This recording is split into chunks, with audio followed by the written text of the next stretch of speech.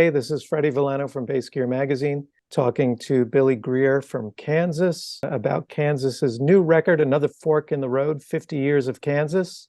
I mean, that's got to be a milestone for the band, any band, really. Yeah, 50 years is definitely a milestone. It's been a long, long road.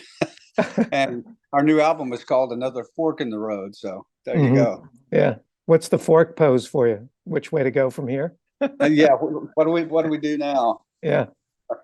Which way do we go? Well, so I know that, you've been in the band for a very long time, but, being a bass player myself and having played in some bands that featured original members, I know what it's like to be the perennial new guy. The new guy, yeah. No. For the last 38 years. So I wonder about that. If obviously when you joined the band, was there any kind of criteria, whether it was your own or from the band, to stick to Dave's parts? And furthermore, have those parts evolved over the years to, I would imagine, include a bit more of your own personality? Or do you kind of just try to kind of honor his legacy and do what was there? Because I mean, I get it. The Kansas material is pretty tightly scripted and written, so there might not be a lot of room to change anything. And why change something that isn't broken, right? So yeah, I try to stay pretty true to Dave's legacy and his parts. I mean, because he did some great parts. Yeah, no doubt. But also, just over time, I've changed stuff and put my little touches here and there. But nothing to the extreme. I pretty much learned it as he played it, and then over time it evolves a little bit. Maybe when I get more comfortable. And two, there's a lot of places where it's almost impossible, since I'm one of the main vocalists in the band as far as backing vocals and stuff like that, where it's almost impossible to play what he played and to play the bass part that he played, or to play what he played and sing at the same time. Yeah. So it's kind of a trade-off sometimes in that respect. For the most part, I try to stay true to what he played. Mm-hmm. Just before we jumped on the Zoom call here, I listened to the single Can I Tell You? And I really appreciated your tone on that, talking about Dave's legacy and stuff. I really feel like it captured the spirit of the tune, but sort of had certainly your characteristic sound in there as well. And I was wondering if you could talk a little bit about the gear that you use to cut that. Yeah, I used pre-CBS 64 Fender Jazz bass.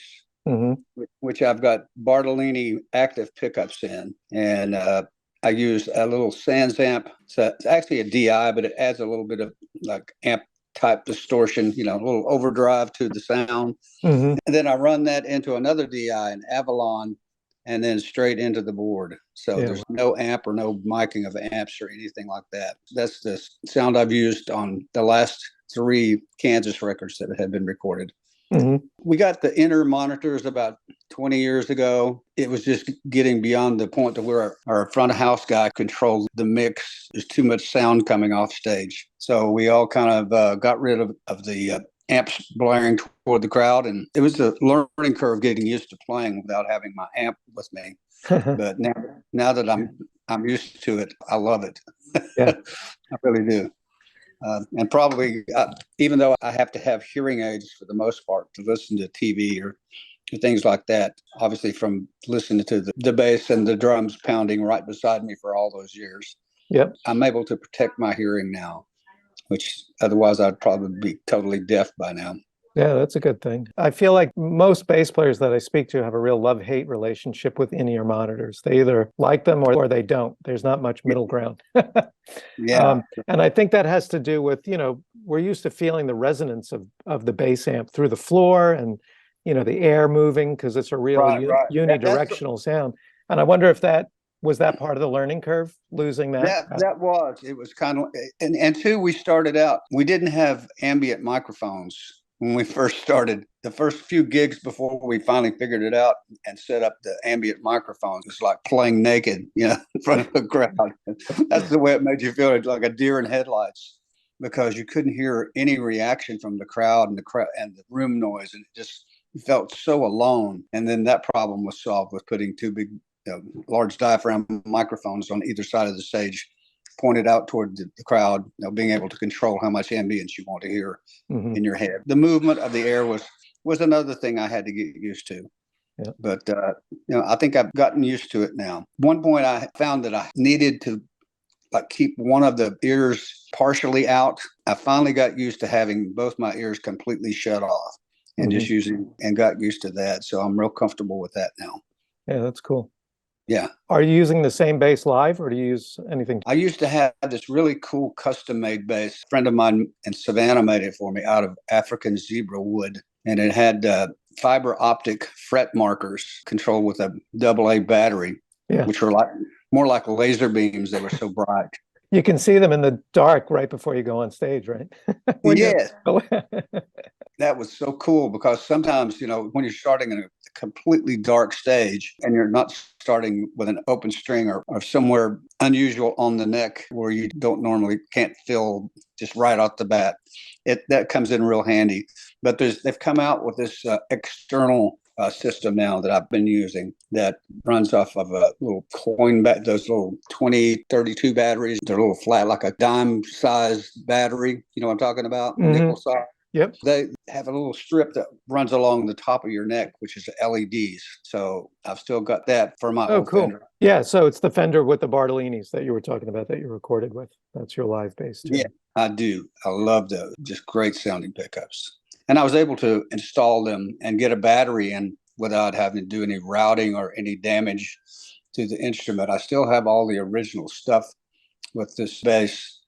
I sold this, but funny story about this bass. I played with Steve Walsh in a band called Streets before I joined Kansas. That was kind of my pathway to the band. I had this old Fender bass way back then. I had it for probably 10, 12 years. When Streets broke up, I was kind of financially destitute when I came back home to Tennessee.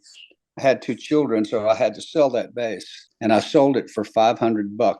I got this new bass that Thomas had made, which was made out of this really dense, heavy wood, and I have a bad back. I had some herniated and bulging discs in my back. It was like wearing a 50-pound bag of potatoes around your neck.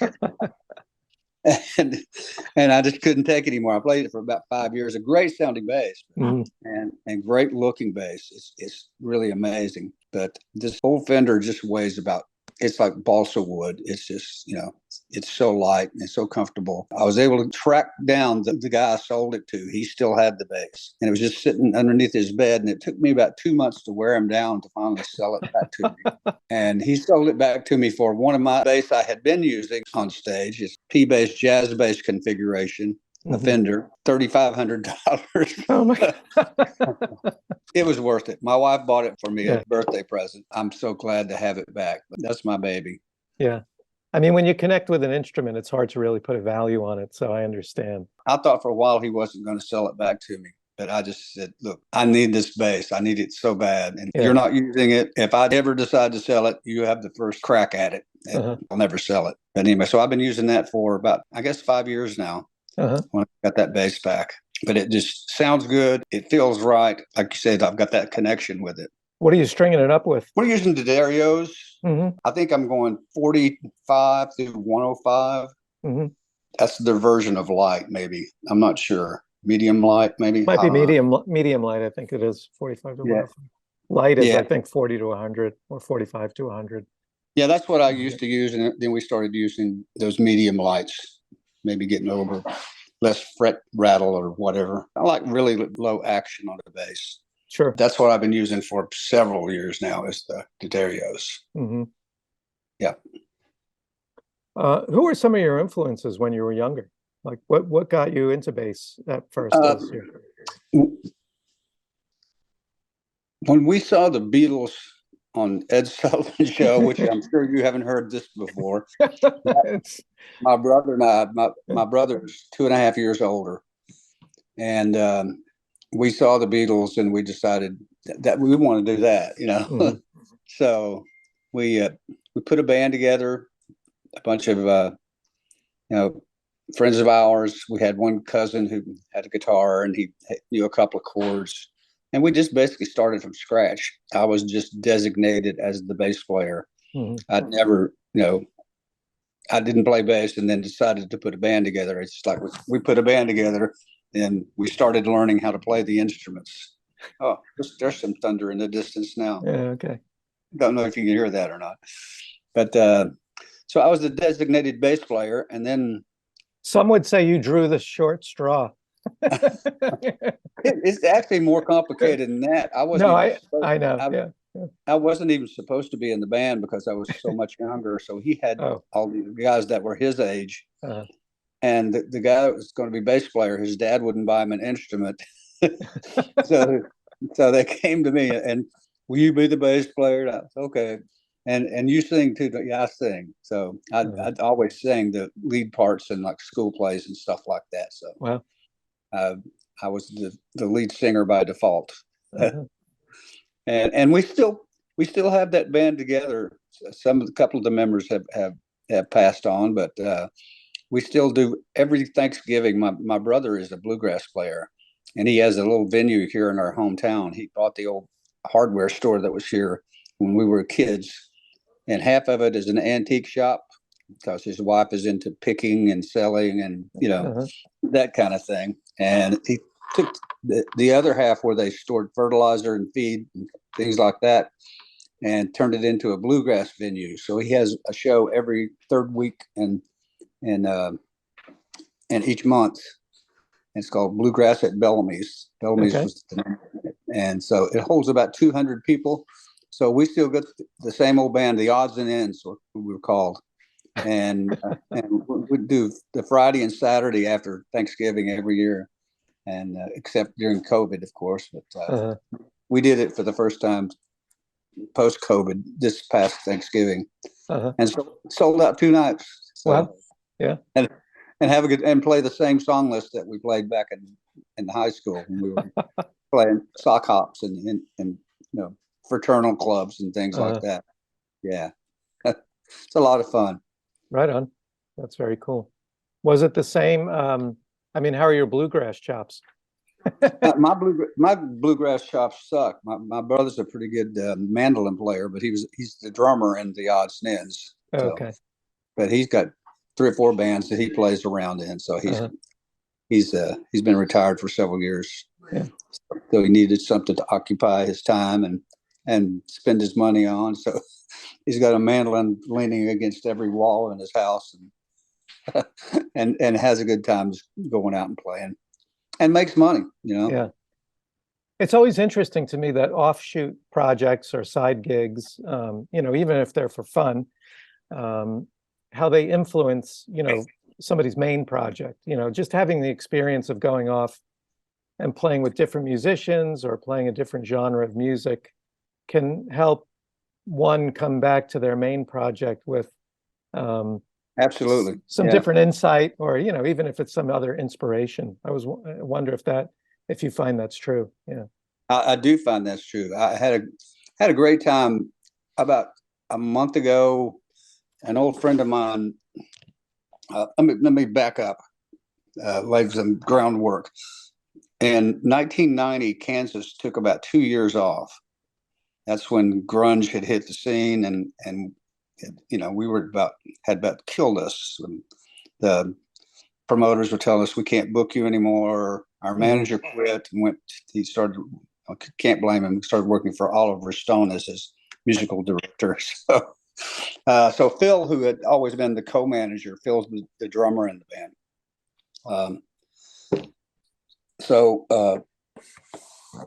Anyway, I've lost my train of thought now. But what was your question? We were talking about outside influences, coming back as inspiration. Yep.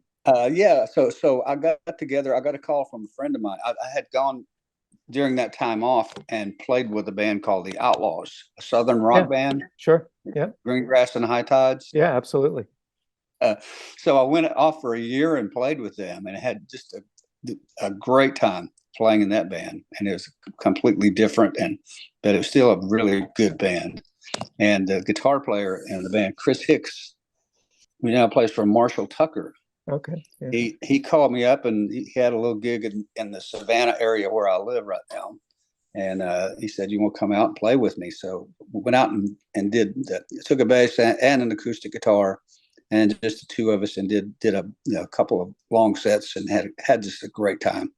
But I found that very refreshing, and it's a lot more fun. That makes it fun. That brings the fun back into like it used to be. Mhm. When I first started playing, it was just fun, and now it's more like it's become a job, at least with Kansas. Except for those magic moments when you're on stage, that's what you live for. The lifestyle is just to me sucks. All the travel, and the hotels and airports and rental cars and that. Otherwise, a friend of mine says that he plays for free. It's all of that other stuff that he gets paid for. I get paid. I get paid to travel. I play for free. Yeah, that's always the case. yes. Especially when you put like 180 days a year on the road. Yeah, it's a lot. It's a lot. So it's a lot. Do you? So you said you mentioned you were living in Savannah. So I'm curious. Do any members of Kansas live in Kansas? The only member that is there now is Kerry. He moved back. He lived when Kansas went on tour for the first time. They played in Atlanta. That was their last show before their little tour was over, and they played at this. It's called Alex Cooley's Electric Ballroom, and I had played there many years later in the same place, and it's called the Agora Ballroom. But it held maybe 1,500, 2,000 people packed in. But Kansas played there, and the story I've heard from Phil is like, okay, why are we going back to Topeka? The weather's nice and warm here. The women are beautiful. The food is good. Why are we going back to Topeka where it's cold and flat and snow up to your butt? So that basically, just ended up migrating from Kansas to a couple of the guys went to Florida. But most of the guys went to the Atlanta area. So that's where I hooked up with them, because I had a band that was playing in the Atlanta area at the same time. Isn't that where I think Jeff Glicksman is from Atlanta too, right? And he worked with Kansas a lot. Yeah. Well, he moved. He was from Topeka. Oh, okay. He used to be the at one point he played in an iteration of Kansas before it was called Kansas. He was the keyboard player. Oh, wow. And then he got into mixing the band, and that then of course he became the producer of the largest selling records that they had. Yeah. But he moved to Atlanta, and now I think he's living in New Orleans now. Oh, okay. And so we see him cross paths every now and then with Jeff. But you adjusted your phone for a minute, and I thought I saw a guitar on the wall back there. Is that a guitar on the wall? No. No? Oh, okay. There's all kinds of things on the wall, but no. Okay, yeah, no, that curve, the curve from the C maybe looked like a guitar. Okay. Yeah. So I thought maybe you had your bass with you. This is stuff that my sister-in-law collects, as you can see. Yeah, wow. Oh, wow. All these antiques things that she collects and sells and makes a small fortune off of. Yeah. But anyway, I brought some oysters up from Savannah, so we're going to have an oyster roast later on tonight. So wow, that sounds delicious. That sounds very delicious. Playing wise, are you pick, fingers, or both? I'm a pick. I've always been a pick guy. Kind of one of the guys that kind of taught me a lot of stuff when I first started playing. He was a pick guy, and I just never did get into playing, with fingers. So I'm a pick guy. Yeah. And besides that, it just it cuts through better in a live situation, I think. I agree. Absolutely. It lends itself to the style, to Kansas's style too. I mean, it does. Dave was a pick player. Yeah. I mean, there's almost like a classical element to the bass, to the music in general too. Like it's part of that whole sort of, that came up during that neoclassical rock era, so. Yeah. You asked about my influences. Yeah. Paul McCartney was my main influence. And then I got into progressive music, and I was a big Chris Squire fan. Sure. Yes, I got into them and just loved his bass playing. Yeah. So that was another one of my main bass players. And then you see people like Stanley Clark and Victor Wooten and all these other guys, and you just think, I'm not a bass player. I'm just a hack. Yeah, well, it's interesting, Jaco Pastorius. I mean, Yeah. my God. Yeah.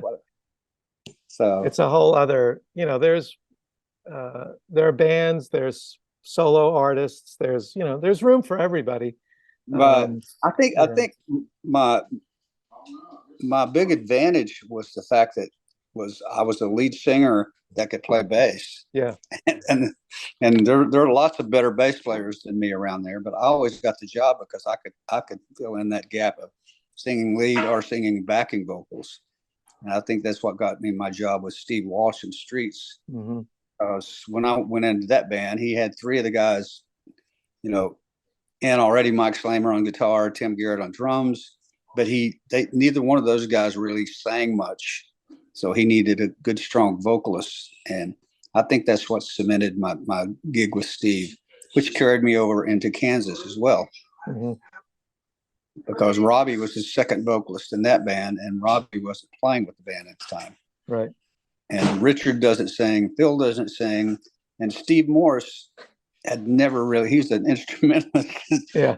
But he was willing to try singing backing vocals. And he did. He was the third voice in that band when he played with Kansas. But anyway, we got this new tour coming up, 50th anniversary, the 3 CD set, which is out already. Yep. Another fork in the road. And it's basically a snapshot of the 50 years. Yeah. We've taken a few songs out of, each chapter of the band's life and put them up, on this new album, multiple album set. So, and then we've got the new 50th anniversary tour, which is going to start sometime in June, I think. Mm-hmm. And it's going to be about like a 2-hour show featuring a lot of deep tracks and stuff some songs that I've never even played before since I've been in the band. Yeah, cool. That must be exciting. Some of the more epic documents, depicting man's struggle through the ages. The 10-minute songs and stuff. So we're going to go out with a bang, Yeah, that's cool. Yeah, it is. Well, hopefully you'll come through New York. I'll keep an eye out. Is that where you're located, in New York? Yeah. I live in central New York, like the Finger Lakes area, Ithaca. Oh, okay. Yeah. Mm-hmm. Yeah. I think we played a casino. I know we drove through that area. Yeah, probably. There's Turning Stone is a casino up here that you might have played, or Del Lago. I think that might be it. Mm-hmm. It was just, we flew out of Syracuse. Yep. After we did that gig. Yeah, it's probably Turning Stone then. That's right outside of Syracuse. Okay. I think that rings a bell. Yeah. But cool. that was toward the end of our tour. So mm-hmm. Mm-hmm. Yeah, well, I look forward to seeing it. Do you have any you were talking about singing, and singing bass players are definitely a hot commodity. Or a desirable one, at least. Yeah. Because it fulfills two challenging roles, really. I was wondering if you had any advice about playing and singing, because it's often like, rubbing your tummy and patting your head kind of thing. Definitely that. Yeah, for sure. I've not had a lot of problems in doing that. I can put my bass playing on automatic pilot to concentrate on my vocals, and after you get the muscle memory, that's the thing, is just learning it well enough to where you have the good muscle memory to play difficult parts and sing totally out of sync with what you're playing. Yeah. But again, there are times, like I told you before earlier in the interview, where it's just not possible for me to do what Dave has done and sing what Robbie was singing over the top of it. Right. Yeah. So I fudge a little bit occasionally. So there it is, folks. You heard it here. You heard it here first. All right, Billy. All right, man. Thanks a lot. Yeah, it's a pleasure. Likewise. come see us play. Give me a I will. call. Yeah, I will. I'll get a hold of you and- through and, Chip or one of these guys. Okay, cool, man. All right, man. Nice talking with you. Yeah, you too. Take Thanks care. for the interview. You got it. Cool.